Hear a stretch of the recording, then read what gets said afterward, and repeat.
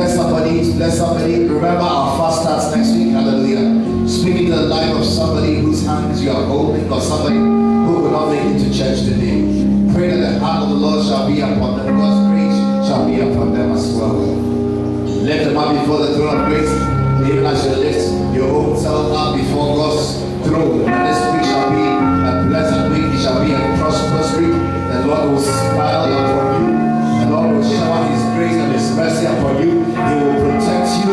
He will keep you safe. He will provide for you in the name of the Lord Jesus Christ of Nazareth. May the Lord bless you. The Lord keep you. The Lord cause His face to shine upon you. The Lord cause the heavens to be favorably disposed at you, and the elements of this world to cooperate with you in all your endeavors.